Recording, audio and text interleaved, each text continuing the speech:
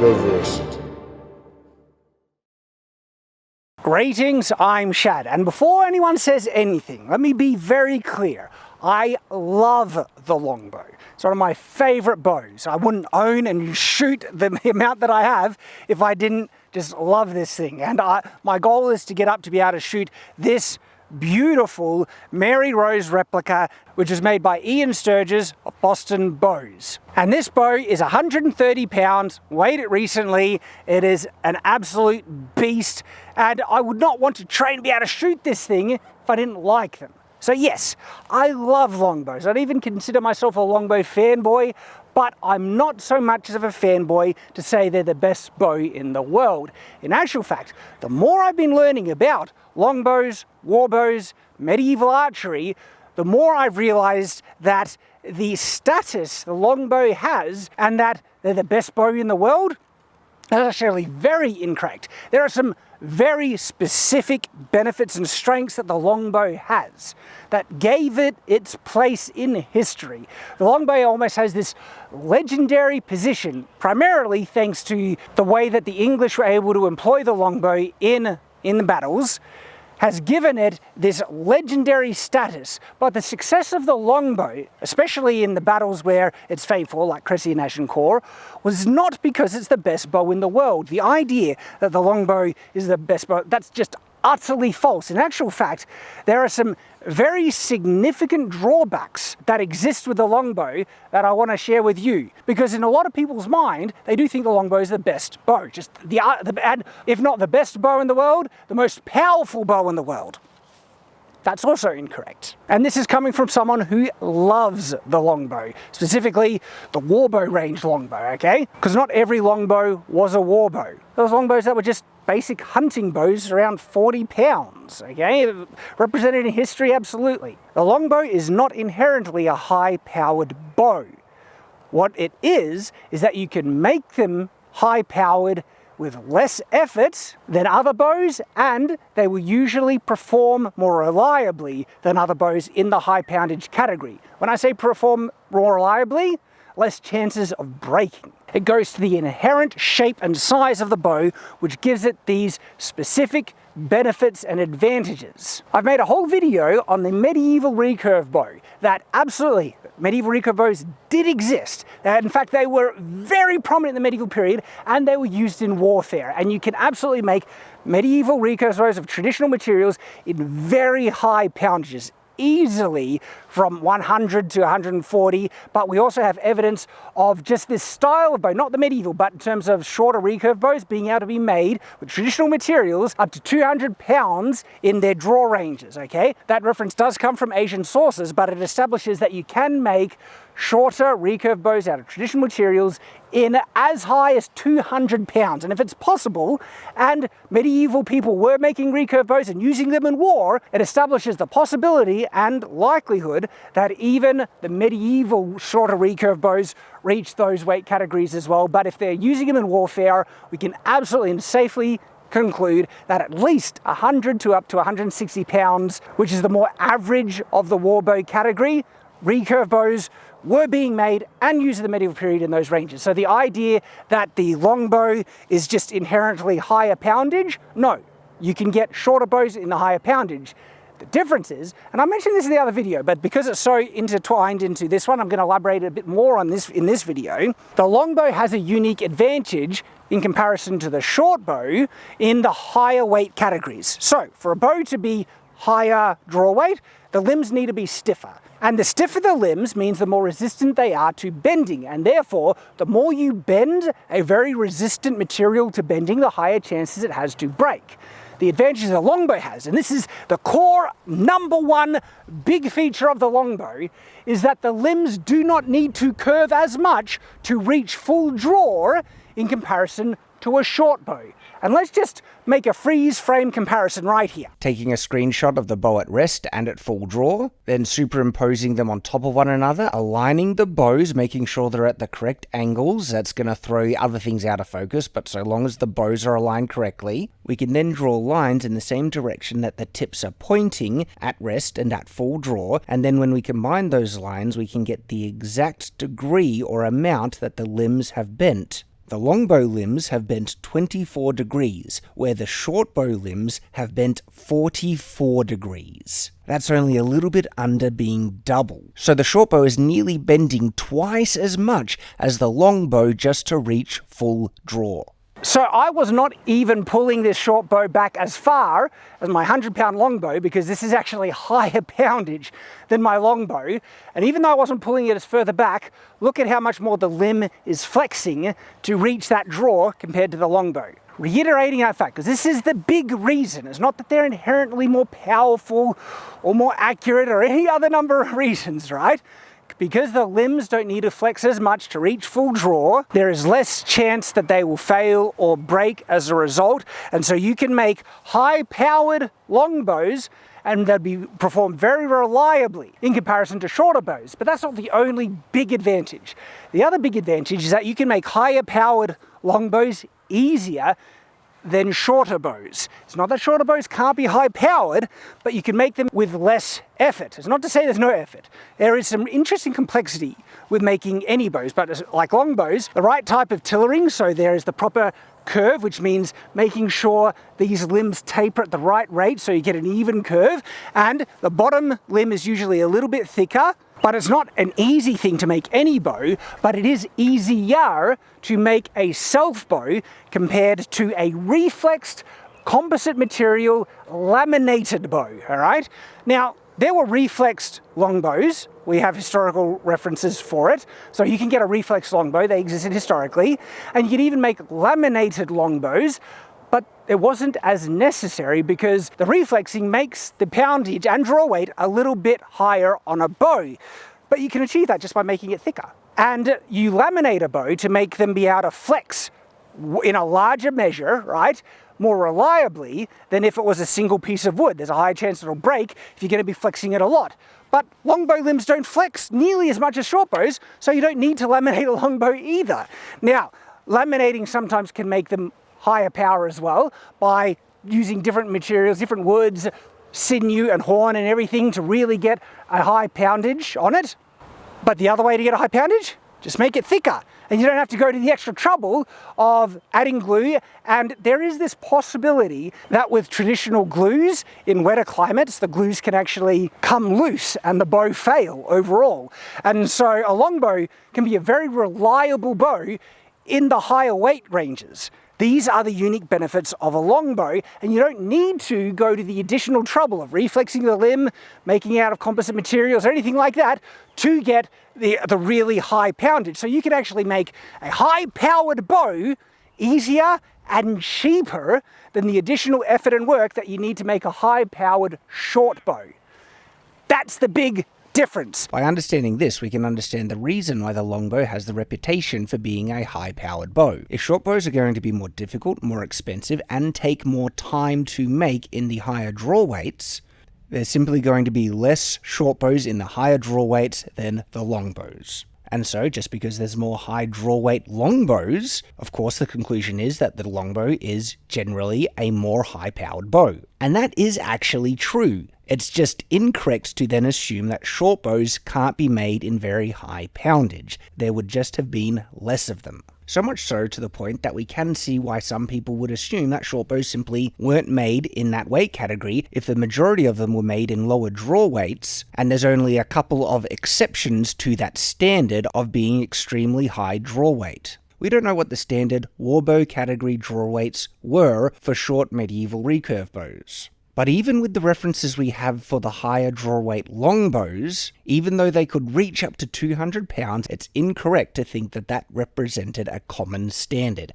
That would have only been the most exceptional extreme. When you're looking at the average standard for the highest draw weight warbow category longbows, you would be looking at 120 to 160 pounds. And that average would correlate to the warbow category short bows as well, which means we can more safely conclude that there would be a greater or closer representation of short bows and longbows in the highest draw weight ranges of 120 to 160 pounds. But when you go beyond that, it makes far more sense that any short bow higher than 160 pounds, especially up to 200 pounds, was a rarer and more difficult thing to achieve than longbows. So if we understand this sophisticated context, we can acknowledge that longbows are generally a very reliable and more common higher draw weight bow. Now, the bow was used in warfare since ancient times, so why did they become such a game changer when used by the English? The first thing, the employment of the bow in unique, different, or exceptional ways that they became a game changer on the battlefield didn't only happen with the English. There are examples of other cultures employing archery in really interesting ways that gave them a very significant advantage in warfare. Sometimes the bow's significance is exaggerated too much. Yes, the longbow was very important, say in Agincourt,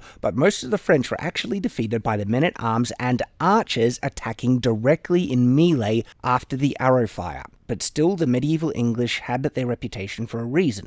So, why? I believe the Welsh, and then the English, who kind of picked it up from the Welsh, pushed the men in their armies to collectively shoot higher draw weights. What does that mean, collectively? I'm sure in many armies throughout the past you had the occasional man who could shoot extreme draw weights, but would that have been truly representative of the whole? You see, to get a large group of men able to shoot at 120 to 160 pounds draw weight, you need archery to become a cultural thing. To the point that the men would train and practice as part of their common day life, because it literally takes years of training to build up the strength to shoot bows in these draw weights. And we see this in the more later period of the medieval English. They were told to stop doing vain sports like football and do something truly respectable, like archery. They were encouraged to practice every Sunday. It even became a law in some instances, and as a result they were able to train a large group of men who could shoot much higher powered bows and shoot them well. Regardless of the type of bow, what seems to be the more difficult thing is training the men, and unless you have a culture of archery like the English and say the Mongols did, you would not have an army that could collectively shoot at the longer ranges and highest power.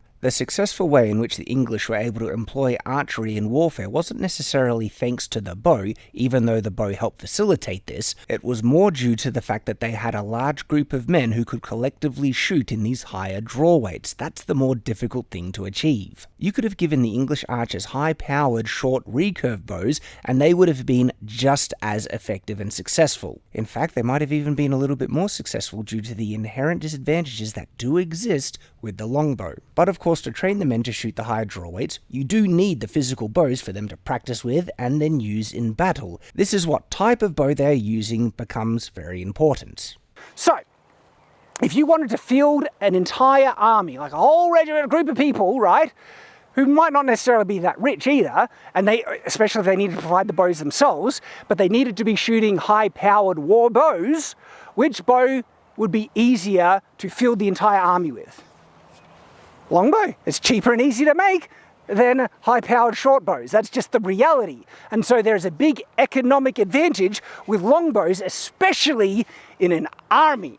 And this is why I think, maybe not the only reason, why the English army predominantly went for longbows over high-powered shorter bows. Because high-powered shorter bows did exist, but again, more complex to make, therefore more expensive, and also more effort as well. Also, more points of possible failure in a bow. If a bow is simply made out of more materials that need to be constructed and combined together, there are more places where the bow might break. If you have one solid, reliable piece of wood, it will shoot more consistently. But what if you made a laminated bow that had several reliable layers, but only one layer that was faulty? Well, that one layer could be the crucial point that could make the bow break. Mechanically, more components has always meant more points of possible failure. Then there is the subject of stress. The more the bow limbs need to bend, the more stress the bow will be put under. Because longbow limbs bend less because of their length, the material is put under less stress overall, which means overall the longbow will accumulate less wear and tear from continual use. The longbow is a very reliable bow as a result, and that is a massive advantage, especially for anyone leading an army, because you want reliable, consistent weapons. And this is not to say short bows were not reliable or well made. It's just on balance, the longbow has the advantage. If you're just trying to get a bow that is high powered and use it in an army with a lot, it's a bit of a waste of money just opting for these, but there are unique advantages that come with short bows that you don't get with longbows, because we talked about the unique benefits of the longbow, but there are some unique detriments and problems with the longbow that actually don't help it in regards to how well it operates as a bow. The first thing, they're big, all right? Big means heavier. Heavier means harder to hold steady. Okay, I need to clarify this because it can actually go the other way. Sometimes having a heavier bow will actually help stabilize it, but it very much depends on where the weight is. You'll notice that on Olympic recurve bows, the stabilizers actually stretch out from the point of balance. The weight isn't situated in the center of the bow. Just adding additional weight to a bow isn't a positive thing. Adding additional weight in a beneficial way, such as further away from the point of balance, that will help stabilize a bow. But additional weight just in the bow? Not necessarily. And then it makes it more fatiguing to hold the bow up, especially when you're shooting a bow with a very high draw weight. When you are pulling a bow to your maximum strength and you are literally at the point that you can't pull the string back any further, and as you can imagine, having a bow that simply weighs more makes it far more difficult to keep it steady when you're at this point. I've certainly found that it is much easier to keep a lighter but high draw weight bow steady than a much heavier high draw weight bow, which most longbows are. This is not to say you can't get accurate with a longbow. You can.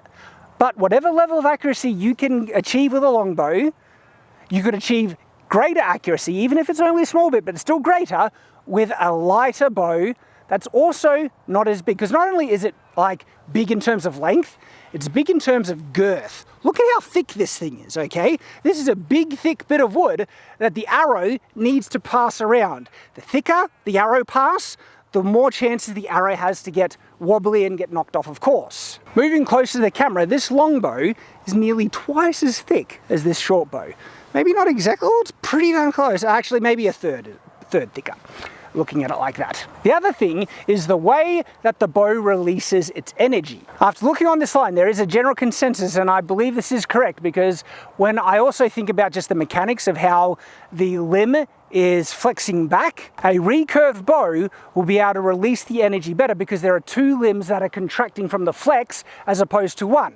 Let me demonstrate with my hands here. On a traditional bow, and if you pretend this is the top half of a bow, it flexes like so. But if you add a reflex on the bow, you have 2 points. And so when you are drawing the bow, you're drawing it back like this. These are two limbs that are now getting stretched back. And so when you release that energy, you have the top reflex of the bow trying to contract, and then you have the main deflex of the bow trying to contract, and it goes like that. You see like this? There are 2 points. Top reflex gets stretched out less than the main deflex of the limb, but it does get stretched out a little bit, and that little bit extra of contraction on the release helps the bow release the energy more efficiently or faster. And so even if it takes as much energy to draw the string back to the same point, if that string then contracts faster compared to another bow, it's able to release its energy more efficiently and will be more powerful even though it's the same technical draw weight. Reflex bows inherently have that advantage just by nature of their design.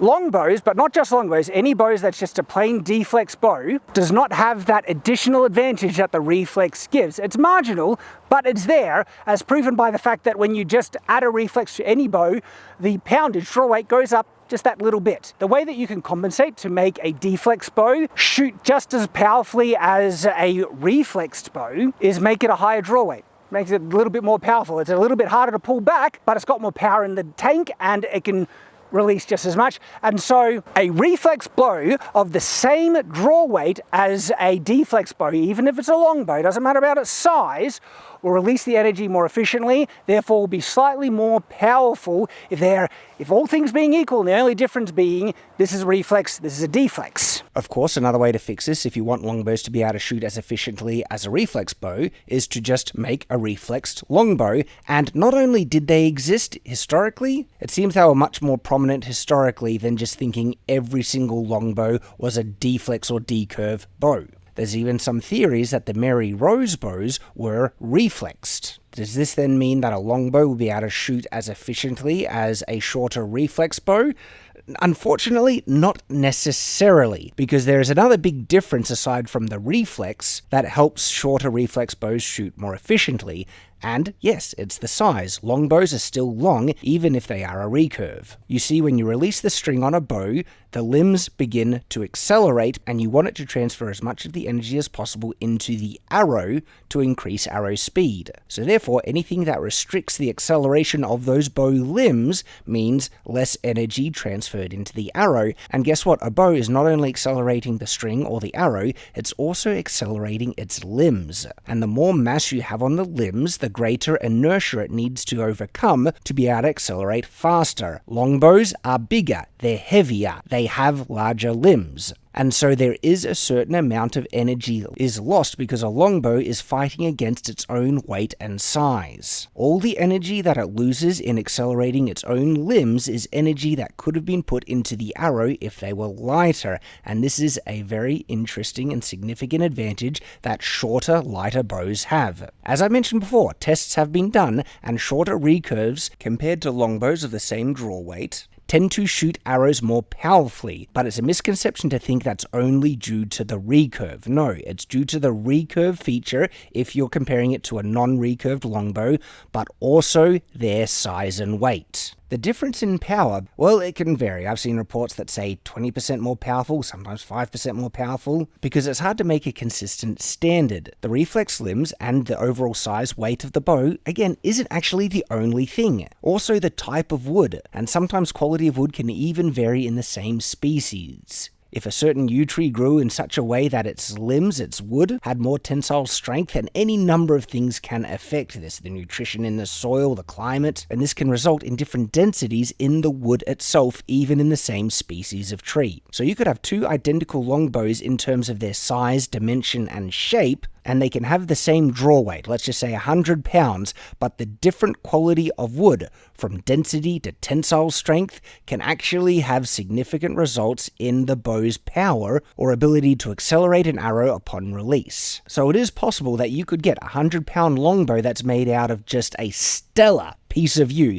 that has incredible tensile capacity, where its spring upon release just happens a lot faster than, say, the common types of longbows, and it could perform exceptionally well, perhaps even as good as a shorter recurve bow that has the benefits of the lighter weight and the recurve advantage. Of course, this hypothetical bow that's just made out of a really great piece of wood, if it was reflexed, it could get the reflex advantage as well, and it is still losing some energy because of the weight and size of its own limbs. Which means, yes, on average, a short, lighter, recurve bow will on average shoot more powerfully for the same draw weight as your average longbow. The other big disadvantage with longbows is that obviously they're more cumbersome. They're not only heavier, they are bigger. And I've experienced that in my own practice, especially when we're trying to shoot from trees and things. This is a cumbersome bow that can get caught on things and everything, especially if you need to walk through brush material and any type of rough terrain. And if you're traveling over a long distance, just having a lighter load is really beneficial. And this short bow is, I've mentioned multiple times, is shockingly light. We need to understand it in this correct context and not go so far to treat the longbow like a lot of, people think the katana is the greatest sword in the world for incorrect reasons. Understand its strengths, understand its problems and weaknesses, and appreciate what it is in the historical context, because even with its problems, I love the longbow. You know what I actually like about it? I like that it's harder to shoot. It's a more challenging bow to get skillful at than other bows, and I like that about it. I think that's a cool thing to try and practice and experience and use. But of course, I love other bows as well. This bow is beautiful. I'm going to be shooting this thing heaps, and it's brilliant. And also, we need to understand it's not the only or the most iconic medieval bow, not by a long shot. Pun, right? The short bow is absolutely a medieval bow. And we should remember it, the short recurve one I'm referring to, and use it more in reenactment as well, as I mentioned in the other video. So there we go. Thank you very much for watching. Let me know what you think in the comments below, okay? Is there anything I missed? But those are the main things. I like the longbow. Shock and horror isn't as good as a lot of people think, okay? We need to understand why it was used, why it was popular, and there's some really valid reasons for it. But anyway, thank you for watching. I hope you've enjoyed, and of course, hope to see you on the next video here on Shadowversity. So until that time, farewell.